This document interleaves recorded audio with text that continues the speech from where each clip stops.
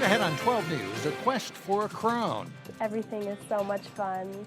I love everything about it. The Plymouth teen who's trying to put her best foot forward. Plus, wanting a different ride, why Crystal Police want to change up their vehicle fleet. But first, stick your tongue out and say, ah. What has doctors' offices and schools on alert? 12 News starts right now.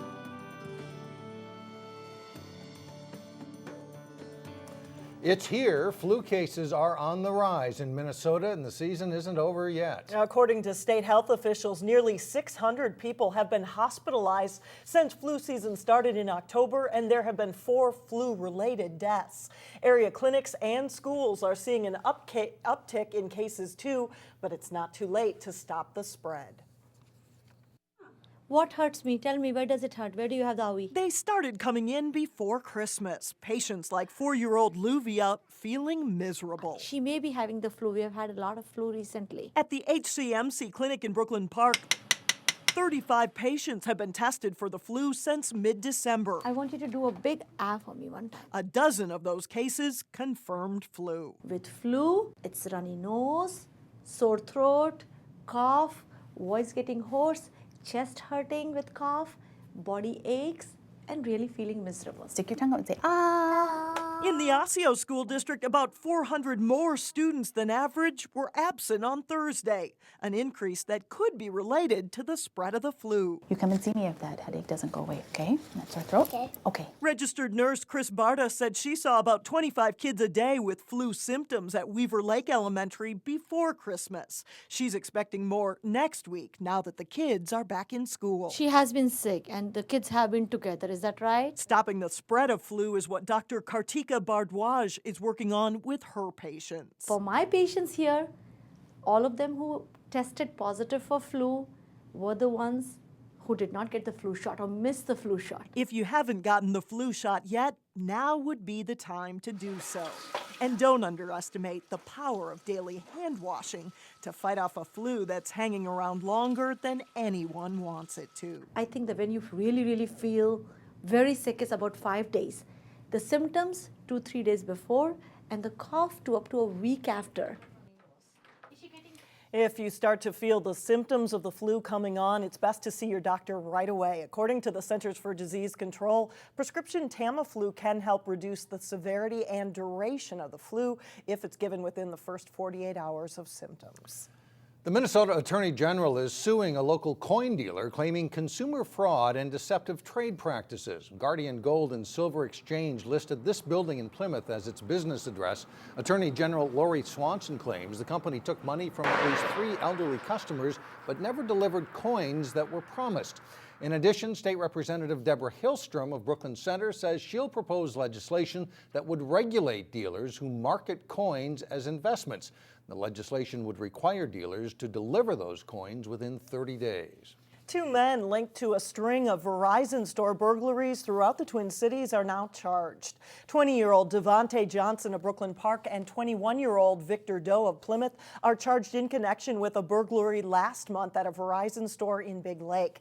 They also face charges for Verizon store burglaries in other cities. Both are currently in custody in the Hennepin County Jail. Crystal Police are looking for a different kind of ride. A favorite for many police departments was the old Crown Victoria. It was powerful and big. But Ford's new version of a police car is leaving Crystal Police wanting a little more in the way of space.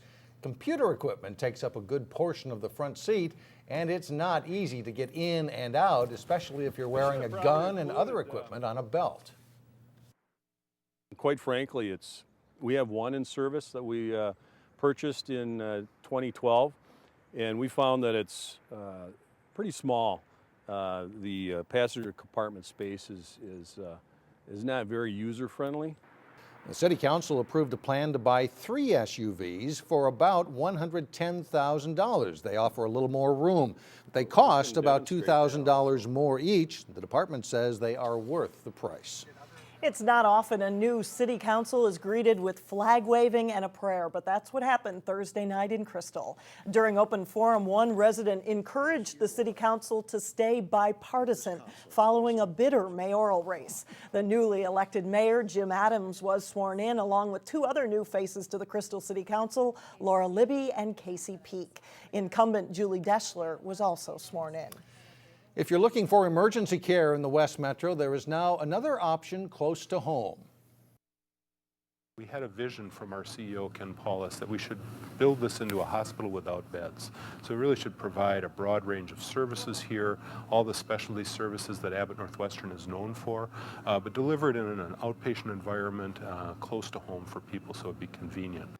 Allina Health celebrated the completion of the new Abbott Northwestern West Health Emergency Department on Thursday afternoon.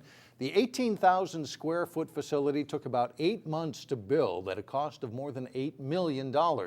Its features include one trauma room, 14 exam rooms, and an ambulance garage.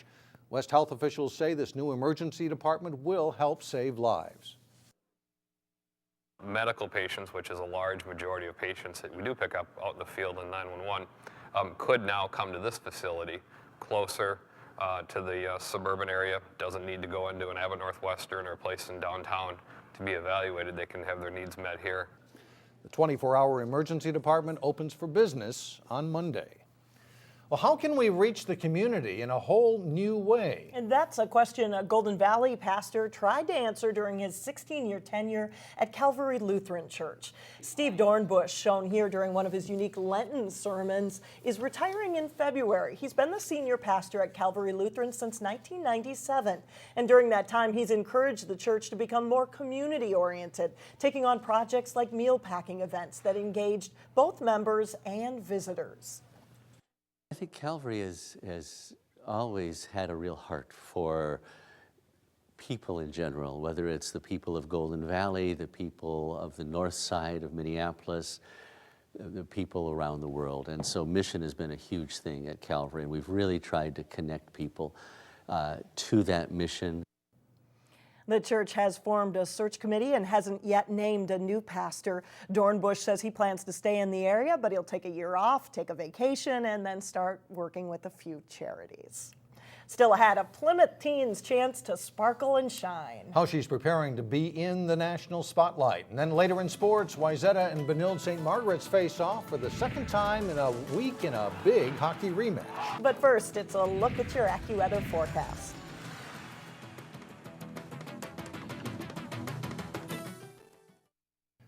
A teenager from Plymouth captured the title of Miss Minnesota Teen USA last fall. And now she's getting ready for the Miss Teen USA pageant this summer. Reporter Shannon Slatton caught up with Maggie McGill as she prepares for the national spotlight.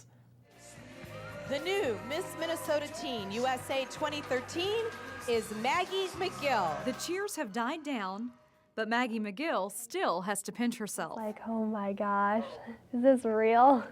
Didn't feel real. Since Maggie won the title, she hasn't slowed down either. It's been busy, but lots of fun. Now she's preparing for Miss Teen USA. Her main focus is getting ready for the national competition right now.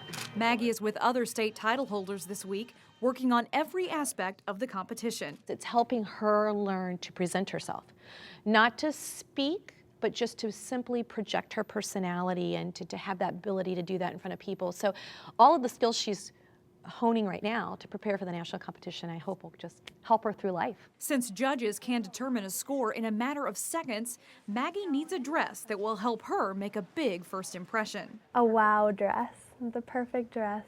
And then she'll have to practice walking in the shoes. Super high, like 6 inches. That's what I did for preparing for the state pageant. I walked around in my garage. Though the practice and advice can be daunting, she's in heaven. She's having a blast. Maggie isn't intimidated. Everything is so much fun. I love everything about it. And she's ready to put her best foot forward to represent her state. We're really hopeful that Minnesota's going to have a great showing at the national competition. It's always fun in any sport to see your state do well. Shannon Slatton, 12 News. Maggie is a senior at Benilde St. Margaret's. She'll make several charitable appearances during her reign as Miss Minnesota Teen USA. And the date and the location for the pageant have not been announced, but it will be broadcast this summer on NBC. Wish her the best. Yeah, good luck. Coming up, an event in Robbinsdale that attempts to tap into your imagination. But first in sports, it's number 1 versus number 1 as Park Center takes on De La Salle in a boys basketball showdown. John Jacobson is in next.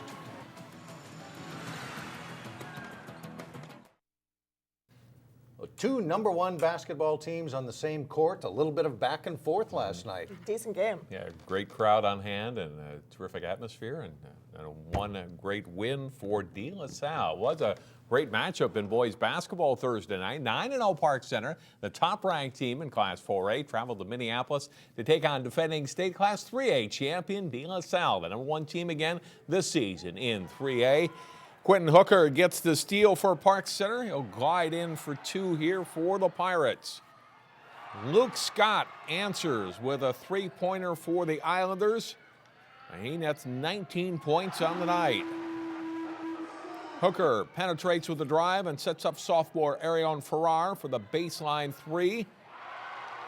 Jarvis Johnson, sweet pass to James Lawson for the reverse layup for De La Salle. Back and forth all in the first half.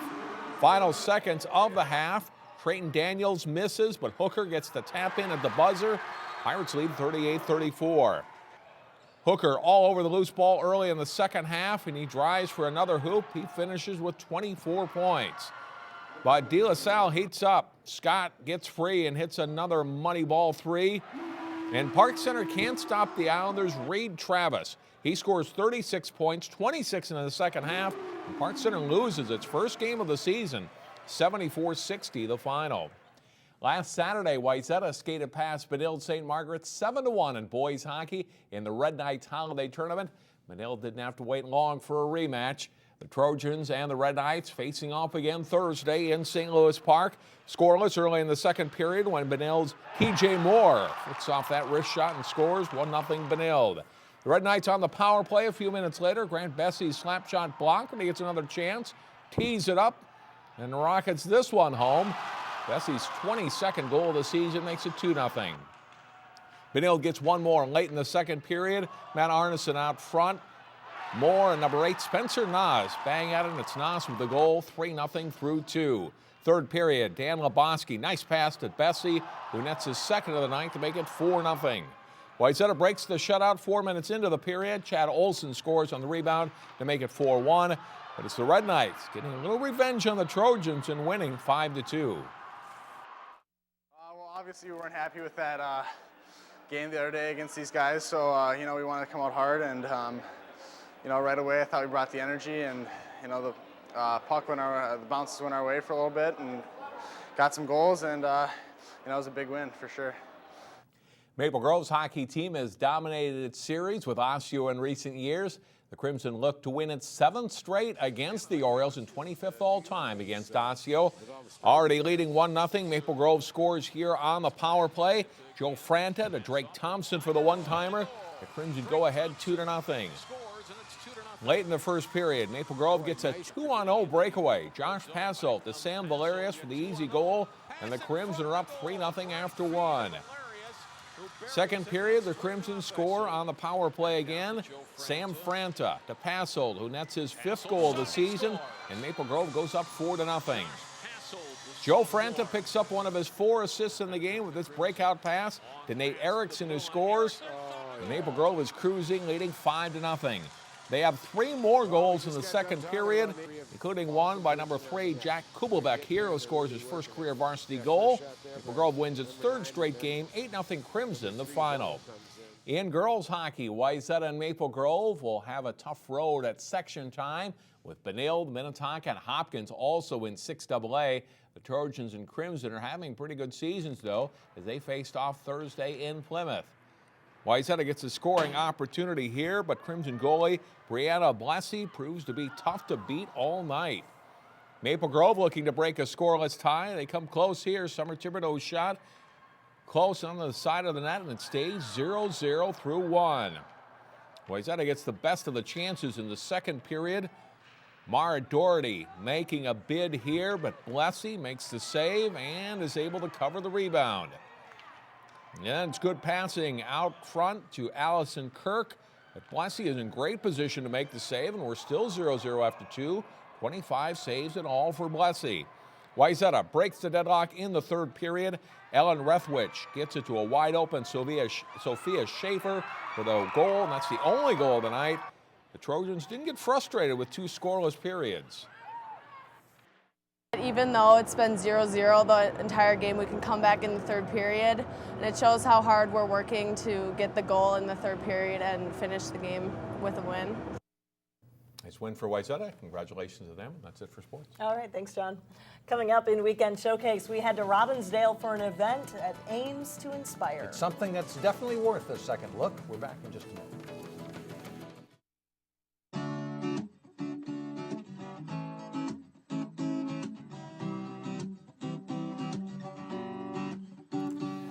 Today's Weekend Showcase features a show that will transport you to a different place. But you won't see it on the stage or on screen. Renee Bonneau shows you what will have people staring at the walls in Robbinsdale.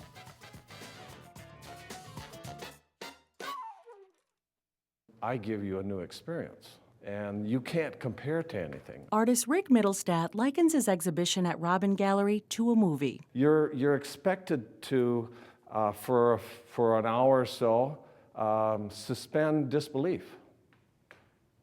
And that's what I'm asking people to do when they look at my paintings, to suspend the disbelief that could this actually be something that exists? The show, called Revelations and Inspirations, opens this week and features all acrylic paintings. That one is a favorite. The retired high school art teacher says many of his paintings were inspired by pictures. This is actually a scene over in California that I took a photograph of. While he does do representational pieces, he prefers creating abstract art that taps into people's imaginations. Those things that are non-objective, things that don't have a subject, they have to then bring into that painting their experiences. If you're inspired by his artwork, but you can't quite afford what's on the walls, there is a way for you to win one of Rick's pieces if you come on opening night. Those coming to the opening Friday night are asked to bring money or 2 food items to donate to the Emergency Food Shelf Network. Those who do will get a raffle ticket. I have 21 pieces of work framed, ready to go. Plus, 10% of the proceeds from paintings sold on opening night will also go to the food shelf. Still, if you don't win or don't buy, Rick says you won't walk out empty-handed. Anyone who visits the gallery during the exhibition will receive a free print of his artwork. For Weekend Showcase, I'm Renee Bonneau. And the opening night reception for Rick's show is tonight, Friday night, from 5:30 to 8:30 at Robin Gallery in Robbinsdale. The exhibition runs through January 31st. Plenty to look at over there. My favorite one was the very last one. Moon, and I think that was an elk. That was You beautiful. like that scene. Yeah. That does it for us. Thanks so much for joining us. Have a great weekend, everyone. We'll see you Monday.